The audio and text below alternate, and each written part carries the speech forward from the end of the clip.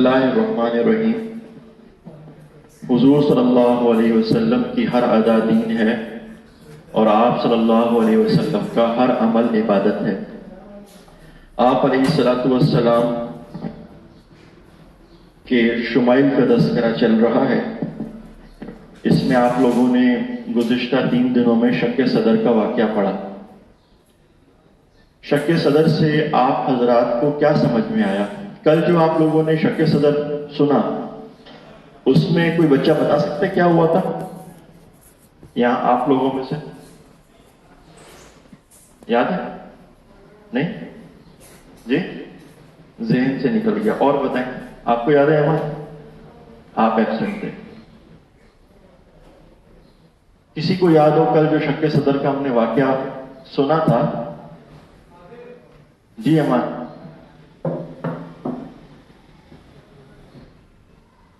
کل سر جواد نے آپ کو بتایا ہوگا کہ یہ جو چوتھا شق صدر تھا، یہ شب معراج میں آسمان پر جانے سے قبل کیا گیا اور یہ آخری مرتبہ تھا۔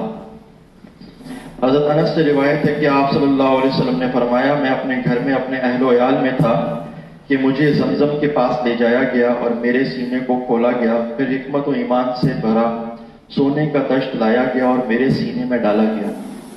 حضرت انس فرماتے ہیں کہ آپ صلی اللہ علیہ وسلم نے اپنا سینہ دکھایا، پھر آپ نے فرمایا، پھر فرشتے مجھے آسمان کی طرف لے گئے۔ اور مالک بن سعصع کی روایت اس طرح ہے کہ شب معراج کا واقعہ سناتے ہوئے یہ بیان کیا کہ میں حتیم میں لیٹا ہوا تھا کہ ایک آنے والا آیا اور اپنے ساتھی سے کہنے لگا، چنانچہ وہ آیا، اس نے میرا سینہ یہاں سے یہاں تک پھاڑ ڈالا، یعنی سینے کے نیچے سے ناف تک، اور میرے دل کو نکالا، ایمان و حکمت سے بھرا سونے کا تشت جسے لے کر آئے تھے میرے دل کو دھویا، پھر اسی جگہ رکھ دیا۔ پھر ایک جانور لے آئے جو خچر سے چھوٹا اور گدھے سے بڑا تھا، پھر آسمان پر لے چلے۔ ہم نے جو 3 واقعات پڑھے، اس میں سب سے پہلا واقعہ جو تھا شق صدر کا، اس میں اللہ کے نبی صلی اللہ علیہ وسلم نے کیا فرمایا؟ میں کیا کر رہا تھا؟ بچوں کے درمیان کھیل رہا تھا۔ اس میں کیا ہوا؟ قلب مبارک کو نکالا گیا اور دھویا گیا۔ کون سے پانی سے؟ جنت کے۔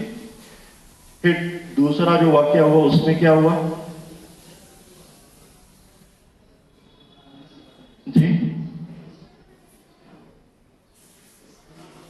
زمزم سے دھویا۔ تو پہلا جب شق صدر ہوا تو اس کے اندر فرشتے نے آپ علیہ الصلوۃ والسلام کے دل میں سے کچھ نکالا تھا۔ وہ کیا چیز تھی؟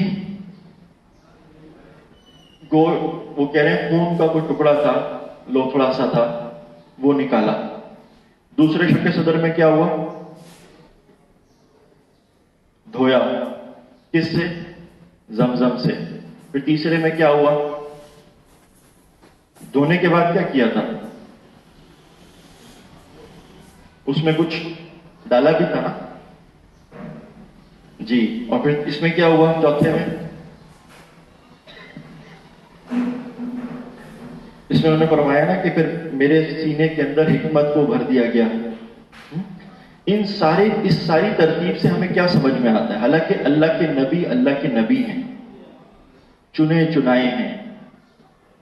اللہ کے نبی کے شق صدر کے واقعے میں اللہ تعالیٰ ہمیں ترتیب سمجھانا چاہ رہے ہیں کہ اگر کوئی انسان اللہ والا بنتا ہے، اس کو اللہ کا تعلق ملتا ہے، تو کیسے ملتا ہے؟ سب سے پہلے ہمیں کیا کرنا پڑے گا؟ اپنے دل کو دھونا پڑے گا۔ اور دل کیسے دھلتا ہے؟ دل دھلتا ہے اللہ کا ذکر کرنے سے۔ جو گناہوں کی گندگی، جو گناہوں کی غلاظت دل پہ جم جاتی ہے، جب کوئی ایمان والا گناہ کرتا ہے تو کہتے ہیں اس کے دل پہ ایک دھبا لگتا ہے، ایک سیاہی والا دھبا لگتا ہے، اور اگر وہ گناہ کرتا جاتا ہے تو وہ دھبے لگتے جاتے ہیں۔ اور پھر ایک وقت ایسا آتا ہے، اللہ معاف کرے، کہ ایک وقت ایسا آتا ہے اللہ اس کے دل پہ مہر لگا دیتے ہیں کہ اس کو کوئی نیکی کی بات اس پہ اثر نہیں کرتی۔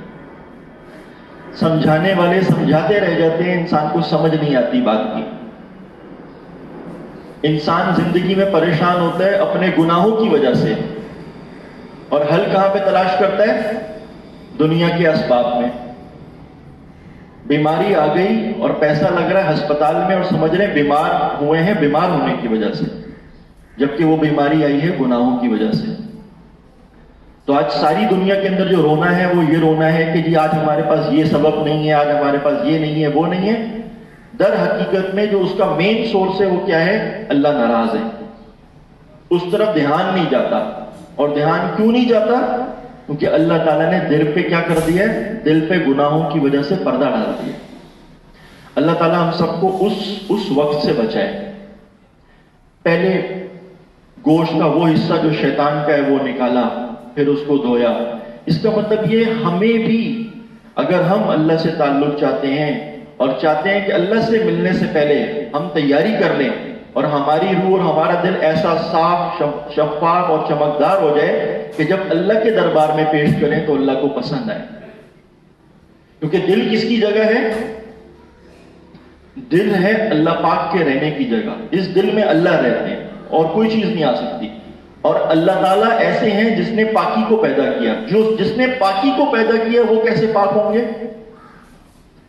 तो जिस अल्लाह ने इस दिल में आना है, इस दिल को कितना पाक होना चाहिए?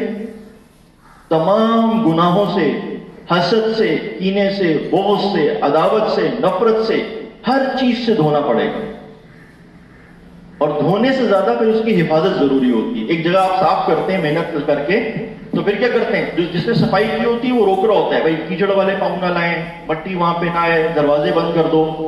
तो जो इंसान अल्लाह ताला अल्लाह वालों से जुड़ता है, अल्लाह ताला की बातें सुनता है, ऐसे माहौल में रहता है। आप माशाल्लाह सारे हुफ़ाज़ हैं, आप लोगों ने कुरान याद किया, अल्लाह ताला ने इसकी बरकत से आपके दिलों को धो दिया। अब रोजाना जो हाफिज हैं, अगर वो रोजाना कम से कम 3 सिपारे कुरान की तिलावत करते हैं, तो ये उनके जिम्मे है। कुरान का ये आप पर बेटा हक है कि आप सबक के तौर पे नहीं, मोहब्बत के तौर पे, अल्लाह से ताल्लुक के तौर पे पढ़ें 3 सिपारे। और 3 सिपारों से तो हमारा दिल भरना ही नहीं चाहिए। उफ़ाज़ तो जितने वो तो चलते फिरते 3 सिपारे खत्म कर लें। दिन में तो पूरी 5 नमाजें हैं। ये अल्लाह ताला की हमसे मोहब्बत है कि आसमानों के ऊपर जो नमाजों के फैसले हुए वो कितनी थी? 50। तो आप अलैहिस्सलाम ने देखा कि मेरी उम्मत तो पढ़ ही नहीं सकेगी, तो अल्लाह ताला ने करते करते समेटते समेटते कितनी कर दी? 5। लेकिन उन 50 का सवाब अल्लाह ने किस में छुपा दिया? 50 रकतों में छुपा दिया। फजर की कितनी है? 4, 2 सुन्नत 2 फर्ज। जोहर की कितनी है? 12 और 4 कितने हो गए? 16। असर की कितनी है? 8। कितने हो गए? 16 और 8 24। मगरिब में कितनी है? कितने हो गए? इशा में कितनी है? कितने हो गए? 49 हो गए? 49। ठीक है, एक बच गया। अब अल्लाह ताला ने इस उम्मत को, ये मैं कहता हूं कि हमारा अल्लाह के साथ खास मामला है, हमारा अल्लाह के साथ खास मामला है। अल्लाह ने 49 की और 49 करने के बाद उसके बावजूद भी एक छुपा के रखी और कहा मैं ये देखूंगा कि तुम में से कौन ऐसे हैं जो मुझसे मिलने के लिए, मुझसे बातें करने के लिए बेचैन और बेकरार होते हैं। वो नमाज कौन सी है? वो नमाज है तहज्जुद की नमाज। अल्लाह ताला उस वक्त में सिर्फ उन्हीं लोगों को उठाते हैं, अल्लाह उस वक्त में उन्हीं लोगों को उठाते हैं जो वाकई अल्लाह से मिलने के लिए बेचैन और बेकरार रहते हैं। कहते हैं जब कोई शख्स तहज्जुद की नमाज में उठता है और उठकर कुरान की तिलावत करता है, तो एक फरिश्ता आता है जो उसके होठों से अपने होठ मिलाता है और उससे कुरान के हुरूफ को चुनता है। ये ऐसे है कि जो आप पढ़ रहे हो वो फरिश्ता चुनता है, सेलेक्ट करता है।